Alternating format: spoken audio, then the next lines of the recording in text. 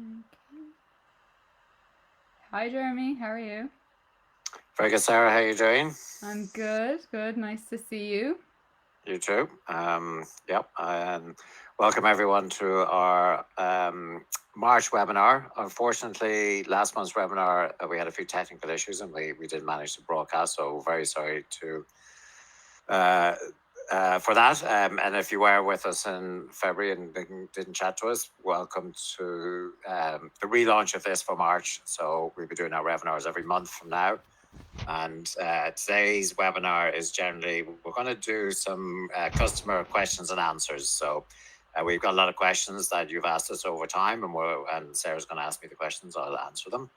And we'll also accept questions during the webinar, which we'll monitor, and hopefully we'll get to answer some of them while we're chatting away. So please feel free to type in your questions. That'll be great. And welcome everybody from wherever you are. So Yeah. Okay. So we'll launch right into it. So we got a question that was sent in was about the whole COVID situation. And do you have an update on what COVID requirements are needed to fly into Portugal or walk into Spain along the Portuguese Camino? And also, is there anything required to fly out of Portugal, as it can be hard to find specific info? yeah, I mean, it's essentially quite a complicated question in the sense that a lot of people, it's more of a question of where you're flying from. So if you're flying within Europe, into Europe now, there's pretty much zero conditions that you need to meet on a COVID level. Everywhere is reopened, everywhere is moving smoothly. I've traveled a bit myself now for the first time in 2 years, and I found it, while I was quite anxious for the first time, the second time I traveled, it was actually very smooth sailing. It was very efficient and very good. I had my Verify app, which kind of had all my details in there. But the second time I flew, actually, I didn't need any details at all, and it was pretty much as normal.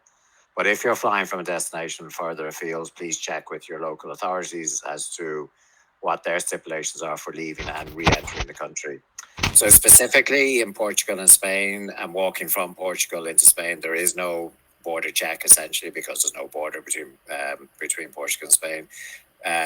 What is always handy to have though is if you have a vaccination certificate or a certificate of recovery, to be able to present that at a restaurant or a bar or hotel or whatever establishment you're entering. It's very unlikely you will be asked for it at this time, but it's always handy to have.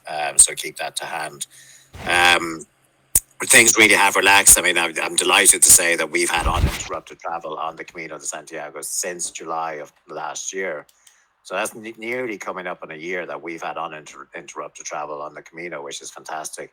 And we've asked our clients to tell us if they've had any negative negative COVID experiences. And to date, in my recollection, we've only had one instance where someone couldn't travel because they actually got COVID before they were getting on the plane. So, I mean, it really has kind of fallen into the background, and hopefully it stays there. But we don't know what's going to happen in the future. But of course, if things happen again, we'll obviously look at that. But to now at this time, my advice is just check with your local authorities for your exit and re-entry. I think everything is good in Europe. We do have an advice page on CaminoWays.com. If you just type in COVID into the search bar in the top right, you'll get our advice and up-to-date advice of what's going on in each part of the Camino and each country as well. Yeah, great. So, just a few questions related to making a booking. So, if someone makes a quote on our website, how long is that quote active for? So the quote is active for about 2 weeks, I think. So, but there's no problem. It's always there. It's always active. Just because you haven't contacted us in that period of time doesn't mean that it's suddenly it falls away into ether. If you just send us an email, we can make that quote live again. But once you get a quote, whether it's for September this year, October, or even next year, that is the price that we quoted for, and that's the price that we will charge. So even if it sits there for 2 or 3 months, and if you contact us um, in the future to say, listen, I had a quote a couple of months ago, is it still there? Yes, it is still there, and it's just asking us to make that quote live again. Okay. Can you add a person to a booking at a later date? This year has been exceptional for lots of reasons. We People are making decisions closer to the departure time now. They're making last minute decisions to travel just based on what's happened over the past 2 years.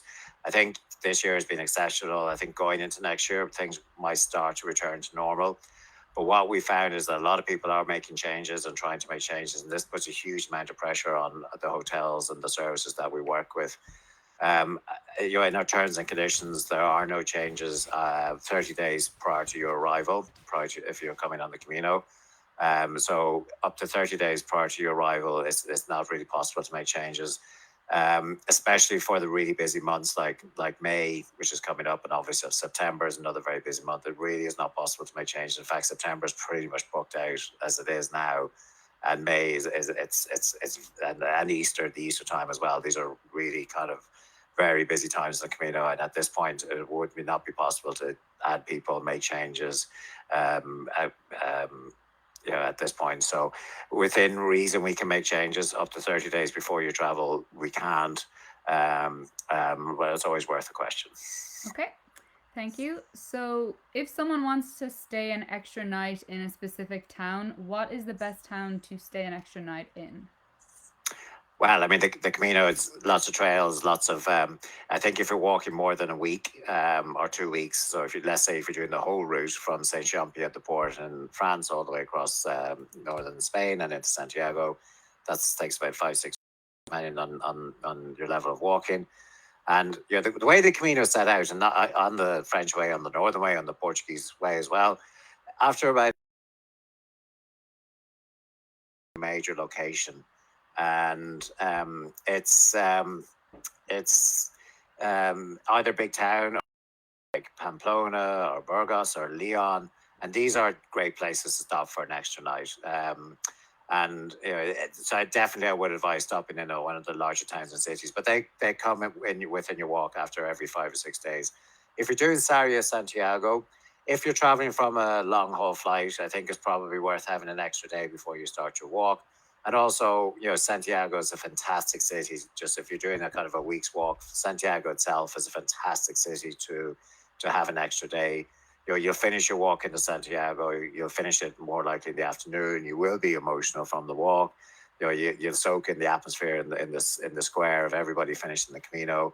And you don't really want to wake up in the morning and have to deal with a flight. You want to kind of soak up the atmosphere even more. So I always suggest to people maybe to have an extra day in Santiago de Compostela if you can. It's a small, compact city. A lot of stuff happens in and around the cathedral. A lot of restaurants and really nice bars and shopping areas in the old city. So it's really stunning, lovely atmosphere. So it's definitely worth a bit of extra time. Great. I've just seen a comment coming in. From someone from the US? What type of outlet adapter do I need for my phone and tablet? I imagine that is the 2-pin European plug. So if you just Google a 2-pin European plug, you should see lots of pictures of it. But they're just two little round pins, basically. So we have 3 food questions for you now, Jeremy. Might not be good in the food. I like eating it. I'm not sure about answering about it. True. So when you're adding dinner, what kind of dinner is added, and is there much choice if you're adding the dinner to your booking? Yeah, so let's take a sample walking, which would be the most popular route walking from Sarria to Santiago over 6 days. So you arrive into Sarria and you probably have 5 or 6 days walking into Santiago de Compostela. Our basic package, our standard package would be no dinner in Sarria and no dinner in Santiago. Because they're larger, Sarria is a large town. It has a lot to offer. It's great restaurants. Santiago is a city. And again, it has lots of restaurants. So it's really good to go out and explore those places. The towns in between, Ponferrada, Melide, Azura, they're smaller locations, wouldn't have an awful lot to offer. So it's probably good that we, as a standard, we supply dinner in those locations, and that is the pilgrim menu. It's a 3-course option. There's not a lot of options on it, and you'll have a kind of a soup or salad to start, and you'll have a meat or a vegetarian option or fish option for main, and you'll have your pudding, which might well be the tart de Santiago, which is like a Norman tart, which is very nice. But then if you're a real foodie, then my recommendation is just to knock your dinners off and go a la carte. The It's fantastic on the Camino. It's very local, locally sourced. It's pretty much out of the backyards or the local farms or out of the water in the sea or the Atlantic. So it's really good food, and there's some specialities on the Camino, like the pulpa, which is the squid, which is boiled all day and then served with paprika. What it sounds a bit odd, it's really stunning, and you'd sit there and eat acres of that, and I would anyway. I And would always good to also. find, Yeah, I especially didn't think I Melide. would. There's a really good place in Melide. You can fill yourself full of octopus, so Yes, it's really good. I've been there. It's Um, sensational. it is sensational. Similar answer probably for the where can I get lunch. I'd say again, as you're walking on, there's lots of cafes, lots of restaurants you can stop with. So that would probably be the same kind of answer as the dinner option. Yeah, I mean, to call them restaurants is a bit of a stretch, but they're fantastic. What they are, they're little kind of, if you like, they've kind of been set up as the Camino and the population of the walkers have grown. So your local farmer with some extra sheds or even a hostel that has some extra room have now built on little coffee shops where they serve great food and really traditional surroundings. So at like €5 will get you a really good sandwich with chips and a coffee and some water, or you can even make, if you have a nice glass of wine or a beer. But if you're spending €12 a day on your lunch, you're really living it up. But it's especially on the sections moving into Santiago, so the closer you get to Santiago, the more regular they become. But every couple of kilometers, you will find that there's somewhere to stop and feed and rest and coffee and whatever you need. Perfect. And the last food question, and then I'll move on from food, is uh, can I add a larger breakfast at the hotel? Yeah, not really. They're continental breakfasts. So, as anyone who has experienced a continental breakfast in Europe will know, that you walk down to kind of a platter of options with from cereal, juices, fruit, meats, cold meats, sandwich, bread. And there might be some boiled eggs there, but there's very little options. I always say to people, if you need some more sustenance, possibly bring your own porridge. We're doing your luggage transfer, so there's no problem to have that in your bag. The kitchen, and they'll happily heat it up for you, and it's great sustenance and a great slow energy release for while you're walking. I heard a little hint as well. Like, I mean, obviously with continental breakfast, there's cold meats and bread available and fruit. Not a bad option to make a little sandwich for yourself and put in your backpack, and maybe bring a bit of fruit with you as well. So it's quite good Smuggle to it do out. that as well. If you're on a budget for lunch, so that can work quite well. And yeah, the breakfasts are adequate and they're good. But if you feel you need some more, my advice is to bring it. Yeah, never goes astray having a bag full of snacks anywhere you go, which is my philosophy in Yep, life. and good energy bars that you're used to, and you like eating nuts, a bag of nuts, a bag of fruit mix, a trail mix. It always goes down well and nice to have in your bag. Yeah. We're actually moving on to two questions about routes, but actually on that there is a comment just after coming in. So we've walked many routes in August. So they're hoping to do the Camino del Norte in August. And can you tell us a little bit about this route? Yeah, I think that's a question from Carol. Hi, It is, Carol. yeah. So you've walked many routes. You've walked the Portuguese way. I see that, and obviously some other routes. I mean, the Camino, the essence of the Camino is the same, and obviously you've walked some other routes, so you probably know this, Carol. So the essence is the same. You walk your average 20 kilometers a day. You walk from location to location. I suppose what does change is a little bit of the atmosphere and the scenery. So obviously the Portuguese way, it's coming up from along the western seaboard, and you're coming from Portugal into Spain, so you get a huge amount of a difference in culture and food, and it's really fantastic at that level. The French way is the main kind of, I suppose, it's the main one everyone knows and everyone walks, but you're getting really the kind of that northern Spain rural experience, which is you're coming through the Roca regions at the start and up around the Meseta, and then coming into Santiago and Galicia itself. Now the northern route is a little bit different, so it has that Celtic feel as well. They have the pinchos in the bars instead of the God, what's the other word? Tapas? God, suddenly tapas. Thank you. They have pinchos instead of tapas, so it's similar, but the food is fantastic, especially Santander, Bilbao. So really good food. you're obviously walking along the northern coast, so kind of the bottom of the Bay of Biscay. So the weather will be a bit more warmer. Fantastic beaches as well, but you also have quite a large mountain range that splits the French way and the northern way. So it's sitting between the coast and kind of more inland and that rural part of Spain. So that's quite dramatic looking back onto that. So it's really stunning route. On the northern way itself, you may find there's not a lot more, but a bit more walking on the road in some places, not in all places. But the roads are very rural and very small and very little populated with vehicles. So I don't think you really find that an effect. But yeah, it's if you've done other routes, the northern way is definitely another one to do. Okay, and we have a question from Cleo, kind of along the same vein. I'm worried that I won't be able. They're walking from St. John in September. I'm worried that I won't be able to walk all day. Is there transportation available for us older folks who might not be able to walk 6 to 8 hours a day? Well, Chloe, hi Chloe, and well done on deciding to take on this great challenge. You're walking from Saint Jean to Santiago, I am assuming. That is quite a challenge, and you should be aware that you should definitely be training now and getting ready for that, because you will find it challenging. But as you journey through this from Saint Jean, Pamplona, kind of, and moving on, your body will get used to it and get fitter. There will be days where you may struggle, and I'm not sure if you booked with us or if you booked independently, or if you just staying in hostels. If you booked with a company like ourselves, obviously your hotels are arranged. And if you feel you need to have a day off, what we advise is that you just take local transport or a taxi to your next hotel and have a nice rest and go on. There was a question earlier that Sarah asked about where to stop for rest days.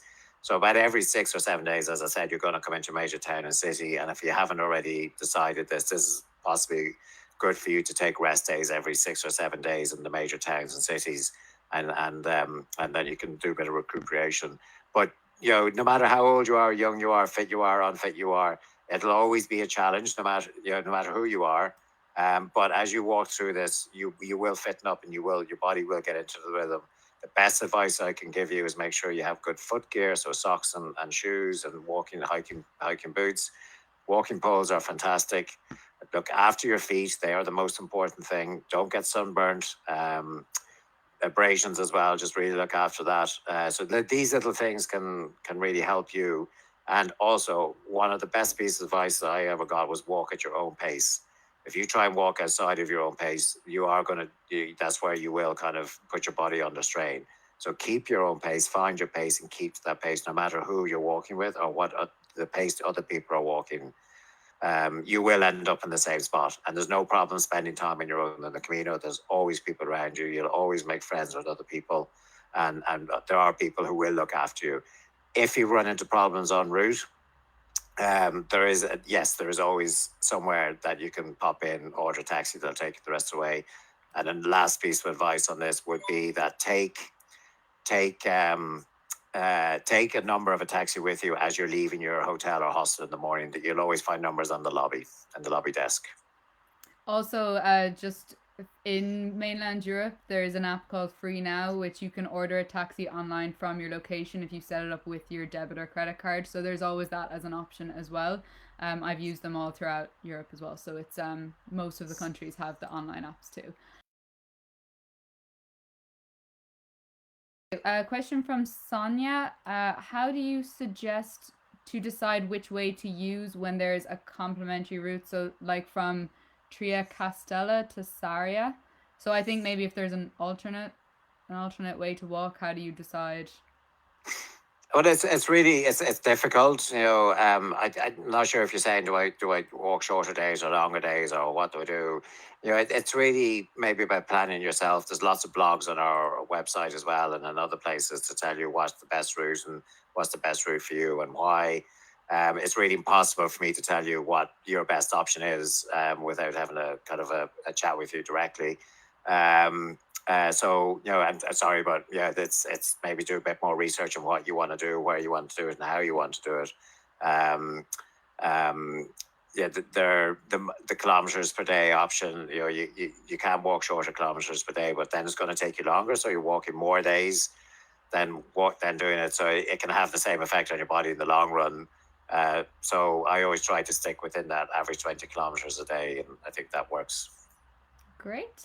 Question from Barry. What do people put in their backpacks? And he is in brackets rookie walker. Yeah. If you're walking solo and you're self-supported, you're obviously carrying all your own gear. So definitely with that, you should be very careful and brutal with yourself, because as you will start, if you are carrying your own gear, you'll need your walking gear, you need your evening gear, sleeping gear, your washing and things like that. You will start to realize that every single gram matters, and when I first started hiking a long time ago, I actually started sending home bits and pieces, and I think I even sent it home a little iPad once, because there was another couple of ounces I could get rid of, and it wasn't an iPad, sorry, an iPod back in those days. So I sent home that because there was another couple of ounces that were adding weight to my backpack, and it really does make a difference. Go to a proper outdoor store. I'm not sure where you're from, but if you're from America, there's the REI stores. The staff in there are fantastic. They know the need for the type of experience you're doing. In Europe or anywhere, there's lots of outdoor stores.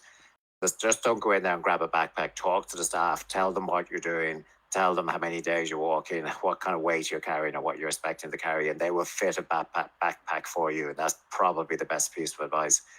If you're walking with a company like ourselves, we'll transport your main luggage. So that's 1 bag per day. So that gives you the luxury of only carrying your day pack. So a nice little 10-liter backpack is perfect for that. And in there, you should have your kind of what you need for the day. So water, number one, sun cream, sunglasses. I always say chuck an extra fleece in, no matter how warm or cold or hot it is, because when you stop walking for lunch, because you've been exercising in the heat, you'll find that you'll cool down very quickly, and actually you might even feel a bit cold. So just a fleece or something to throw over your shoulders to keep yourself warm. Hats, snacks. You don't need to be as brutal with yourself for your day pack, but you can mix and match what you bring. Spare pair of socks is always good in case your feet get wet. It's wet feet, sweaty feet that'll give you blisters.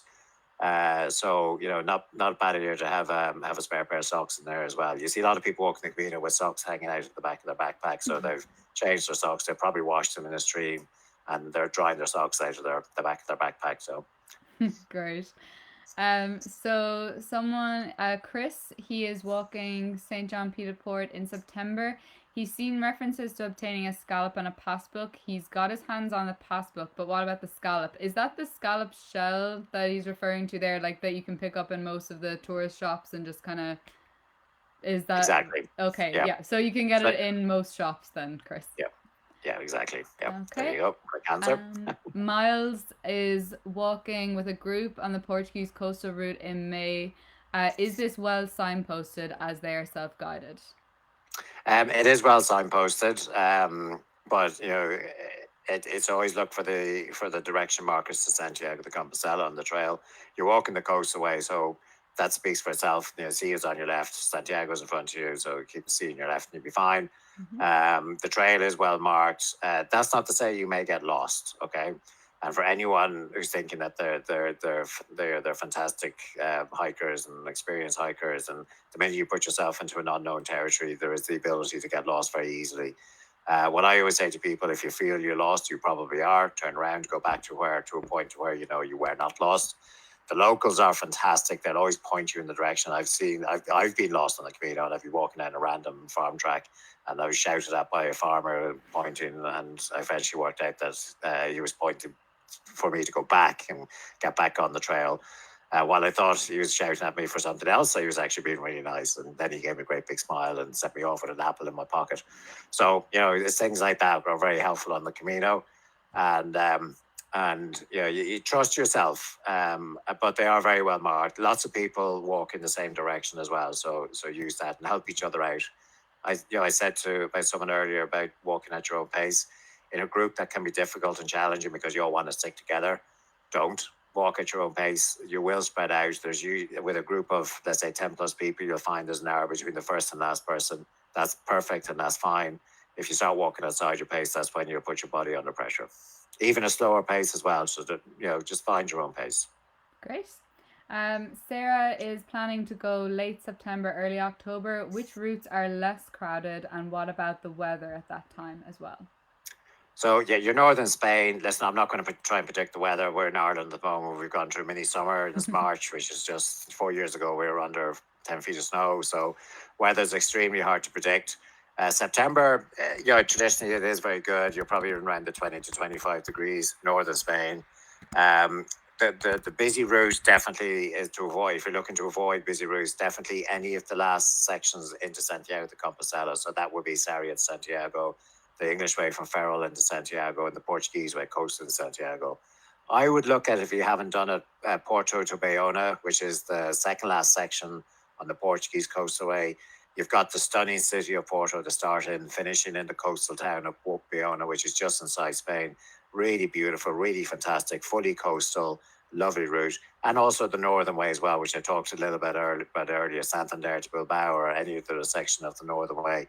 Excellent routes, not so crowded as the sections into Santiago. And then also we have the sections on the French way, so starting from Saint Jean over the Pyrenees, going into Pamplona, and then maybe even going for a bit further than Pamplona to get in a full week's walking.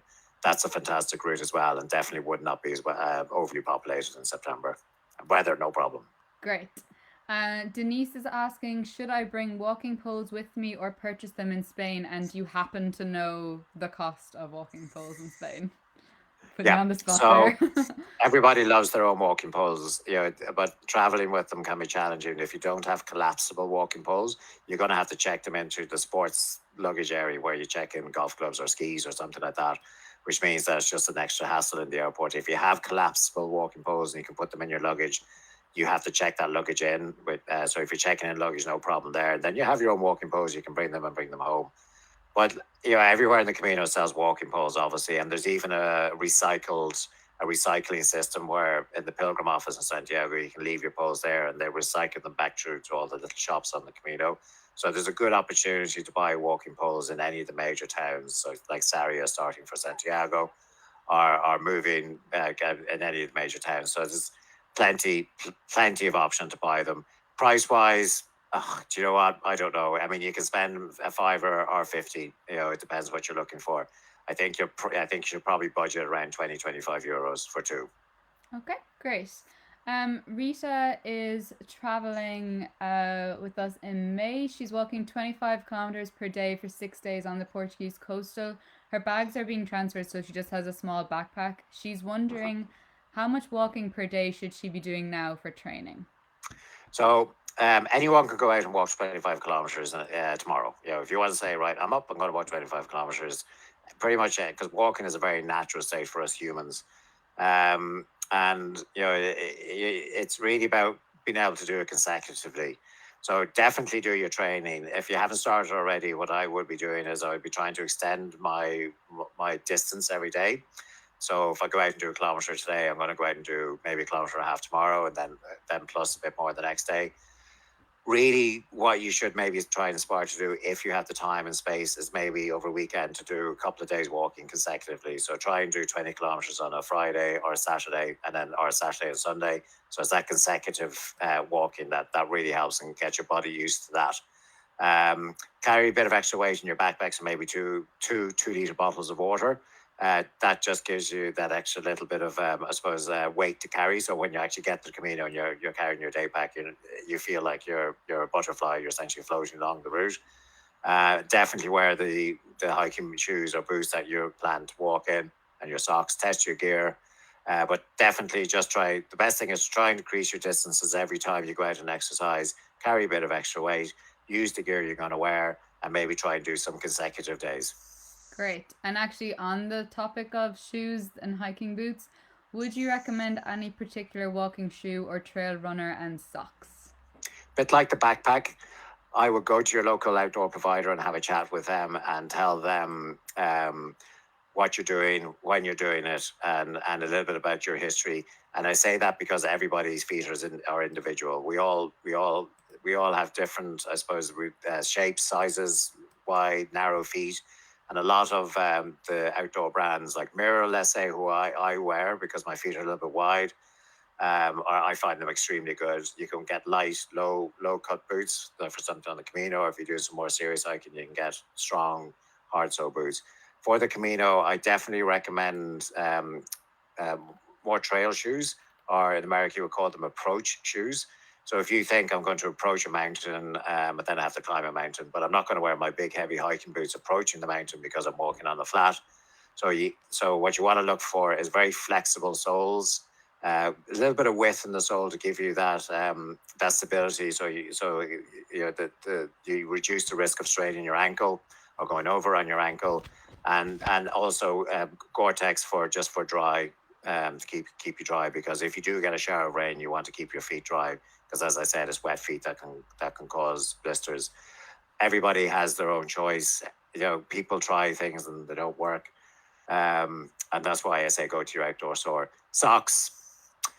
Yeah, I wear merino wool socks. While that sounds insane, if you're in a hot climate, merino wool are excellent for wicking away all the moisture, which again is the sweat and the salt in the sweat and that abrasion that can create the blisters.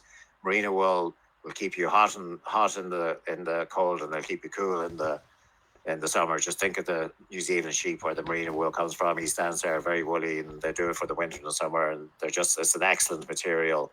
They are expensive, but they work. Great. That actually covers all the questions that have come into us live, but I'll just ask you one more just to give anyone who hasn't commented a chance to comment now if you do have a question. But can tours be combined? So if, for example, Sarri to Santiago and then on to Finisterre, can that be done in one trip? Yeah, self-guided, you can pretty much map out what you want to do, where you want to do it, and when you want to do it. So if you come onto a website again, you'll see that you can walk Sarri Santiago and continue that trip on to Finisterre and even Muxia. So yes, you can. Is really the answer to that. For that, I said I'd recommend that maybe have an extra day in Santiago, but you're obviously walking on to Finisterre. Come back to Santiago when you're finished in Finisterre or Muxia and have an extra night in Santiago, so you can really get the flavour of the place. But that's a really great trip, actually. Sarria through Santiago to Compostela and finishing in Finisterre or Muxia. Great. Right. Well, we will leave it there. If you have any questions that you either didn't comment or you're watching this and it was recorded yesterday, please do feel free to message on social media. I will get back to you, or you can leave a comment under here. We'll also be putting it up on the YouTube channel, and we will likely do another one of these Q&As. So do keep the questions coming into the future. Thank you very much, Jeremy, for all of your wise answers. Well, thank you very much, Sarah, and for helping out, and thank you everyone for joining us. So you enjoyed that, and we answered at least some of your questions. We're always available. Things are very busy at the moment, so apologies for anyone who's trying to contact us and they're finding it difficult over the phone or getting a response on email. It's extremely busy at the moment, just with everybody deciding that they want to travel after 2 years of being locked away. But it's fantastic for us, and I just want to thank you all for your support and coming back in the Camino. It's really good to see you all back and traveling again. And just contact us with your questions, and we will hopefully get back to you as soon as we can. And we'll see you soon. Yes, thanks very much. Okay, bye everyone. Have a great evening. And sorry now. Quick end. I'm not sure.